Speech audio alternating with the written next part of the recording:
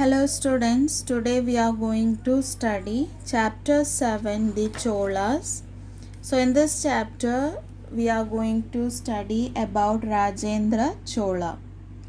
Rajendra Chola, he was succeeded by his father, that is Raja Raja I, and he continued his father's policy like conquering the islands of Sri Lanka.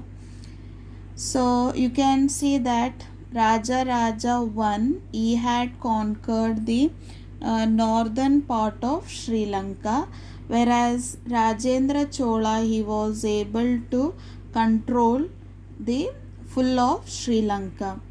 And after that he went towards the eastern coast of India.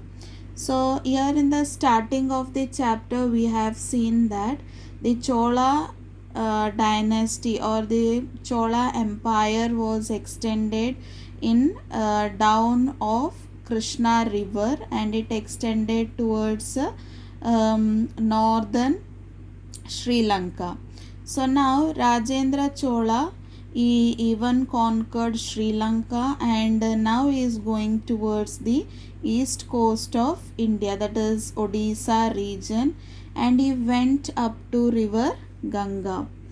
So Rajendra Chola, he himself took the army and went upon Godavari river, and with the help of his generals he defeated the Mahipal, king of Bengal. Okay, so Mahipal, he belonged to Pala dynasty between 8th and 12th century. So here Rajendra Chola, he was able to defeat Mahipal, and that victory he celebrated by adopting the title called Gangai Konda, and he built his new capital called Gangai Konda Cholapuram. Okay, so because earlier the Chola kingdom, it was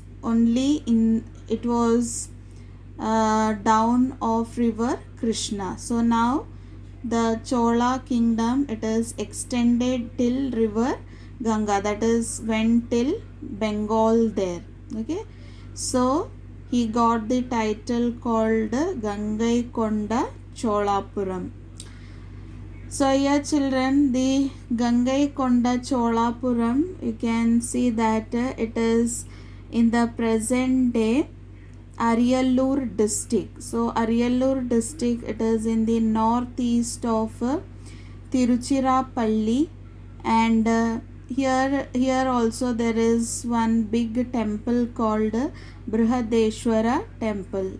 So this Brihadeshwara temple, it is bigger than the Brihadeshwara temple of Tanjavur. That is in our sources we have studied Brihadeshwara temple.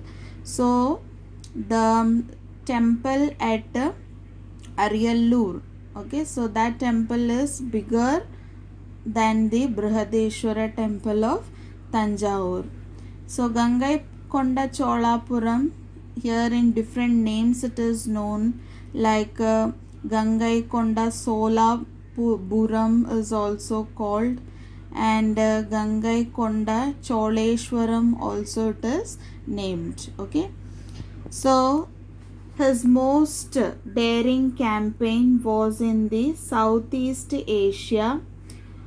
So here for centuries the Indian merchants, they were doing trades with the Southeast Asia and southern China, that is through the Strait of Malacca. So the Strait of Malacca, it is the waterway connecting the Andaman Seas in Indian Ocean and the South China Sea, which is in Pacific Ocean. It is connecting route. Okay, so it is between Sumatra and Malaysia. This Strait of Malacca, it is between Sumatra and Malaysia, and it is connecting Andaman Sea with the South China Sea. Okay, so here the in Cholas merchants, they were doing business here. So this area, it was held by the kingdom of Sri Vijaya. So he was ruling the modern day Indonesia. So the merchants of Sri Vijaya, they started creating problems for the Indian merchants. So these Indian merchants, they complained to Rajendra Chola. So Rajendra Chola, what he did means he sent a huge naval and he defeated Sri Vijaya king. So as a result, what happened here? The Indian trade with the Southeast Asia and southern China was controlled by Rajendra Chola now. Okay, so they got great profit due to this trading.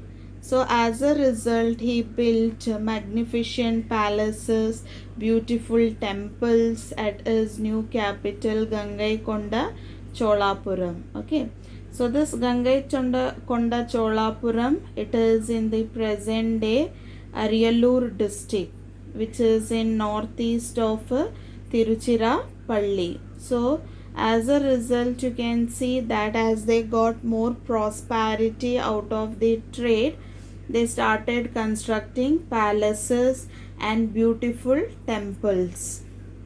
So next we'll see the Chola administration here.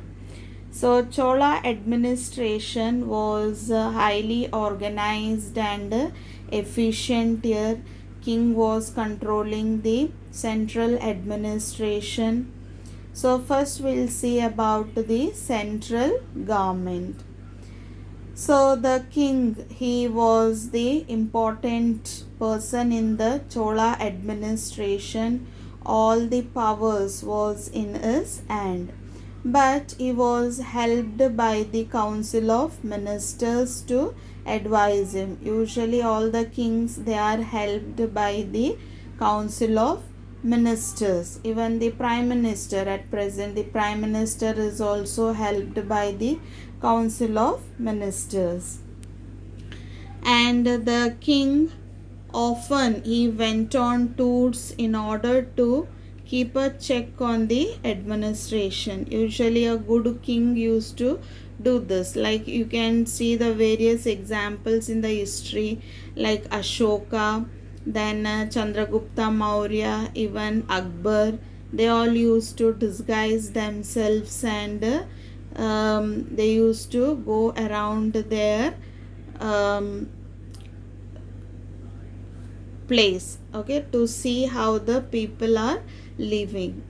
So the officers, they were given the salary, like they were given the revenue bearing lands. Okay, salary like money was not given. Instead of that, the payment was like the revenue bearing land was given. So with the help of that land, the officers, they could make money, like they can collect the tax from that land, or they can do some agricultural work. So like that, wealth they can take from that land. And the princes, they were given the sovereigns of ruling, and they actively participated in peace and war. The central government looked after external defense, internal peace, and the order of promotion of the general prosperity and cultural programs of the empire. It was looked after by the central government. Next comes the provincial government. The Chola Empire, it was divided into mandalams, or it is also called as provinces.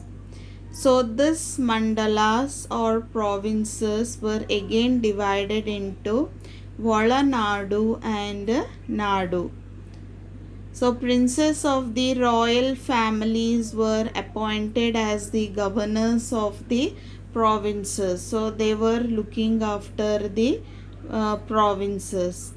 Okay, so today we'll stop this chapter here till provincial government.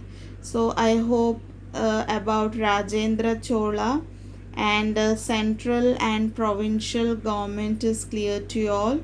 So students, everyone go through the chapter once again. Thank you children.